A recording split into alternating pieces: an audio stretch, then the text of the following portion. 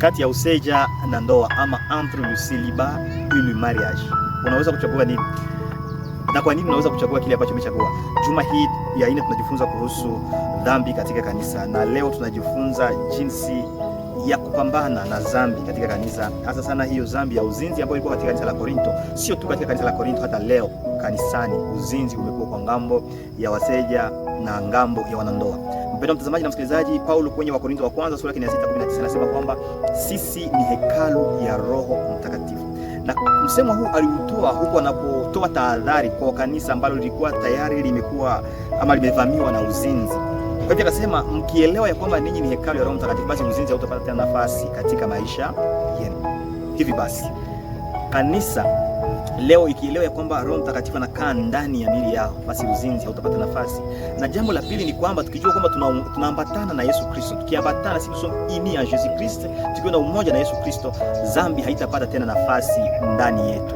Sasa mpendwa mtazamaji na msikilizaji, unaposoma kitabu kile cha Wakorintho wa kwanza sura yake ni ya 7. Sura ya 7 yote inazungumzia mambo fulani kuhusu kingono, na kuanzia sura ya kwanza hadi 24 inazungumzia kuhusu mariage, na 25 ya 40 inazungumzia kuhusu celibat. Sasa mpendwa mtazamaji na msikilizaji, Paulo anapokuta hali ya uzinzi katika kanisa, alitoa shauri ipi kwa ajili ya wale watu? Soma pamoja nami kwenye kile kitabu cha Wakorintho wa kwanza sura yake ni ya 6:19 hadi 7:9, na tuangalie kifungu hiki kinafafanuaje zaidi juu ya jinsi mtu anavyoweza kutumia amri ya kuikimbia zinaa, kwa sababu kwenye Wakorintho wa kwanza 6:18 nasema tukimbie zinaa. Tutaikimbiaje? Karibuni.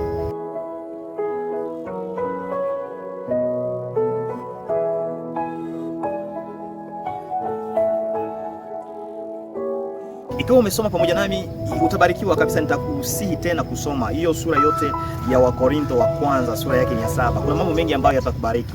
Mpendwa mtazamaji na msikilizaji, Wakorintho wa kwanza sura ya 7 mstari wa 2 nasema, lakini kwa sababu ya zinaa iliyoenea, kila mwanamume na awe na mke wake mwenyewe, na kila mwanamke awe na mume wake mwenyewe. Hili ndilo neno la Mungu. Kwa hiyo mojawapo wa njia ambazo Paulo anazitoa kama suluhisho kwa ajili ya kumaliza uzinzi katika kanisa, nimesema hapo juu, kwanza ni kwamba tuelewe ya kwamba Roho Mtakatifu anakaa ndani yetu. Jambo la pili, tumeunganishwa na Yesu Kristo. Kwa hivyo ukijua yale mambo kabisa, uzinzi hautapata nafasi kwako. Sasa kuna shauri zingine ambazo zimetolewa hapa chini. Shauri ya kwanza ni kwamba mwanaume awe na mke wake. Kwa hivi mwanaume kuwa na mke wake na mwanamke kuwa na mume wake, sio wake. Hapa sio poligami. Mwanaume anapokuwa na mke wake, hiyo inapunguza idadi ya uzinzi, lakini naipunguza ikiwa tu Roho Mtakatifu yuko ndani yako. Hivi basi kimsingi watu waliooa wanapaswa kufurahia ngono halali na wenzi wao. Watu wasio na wenzi hawapaswi kuwa na mahusiano ya kimapenzi na mtu yeyote. Hii itasaidia kabisa kumaliza uzinzi katika makanisa yetu, ikiwa mume anaridhika na mke wake na mke anaridhika na mume wake, na yeyote ambaye anajua hajafunga harusi, basi asiwe na mahusiano ya kimapenzi pamoja na mtu mwingine, kwa sababu atakuwa hajafunga harusi. Na wanandoa sasa hawapaswi kutotoa kuwa na uhusiano, hawapaswi kukataa kuwa na uhusiano wa kimapenzi ili kuepuka kumchochea mwenzake kwa uwezekano wa uzinzi. Wa Korintho wa kwanza 7:3-5, umefunga ndoa ni kitu kizuri, mume na mke ni kizuri. Lakini kuna watu ambao kwa sababu ya kulipizana, kwa sababu ya mabaya, anamlipiza mwingine. Nimemuomba pesa ya kitu fulani amekataa, kwa sababu sasa atakaponihitaji sema sitaki. Hiyo inaweza fanya yule mtu ambaye hajapokea Roho Mtakatifu nadhani kwamba nakulipiza na naenda kuzini na mtu mwingine.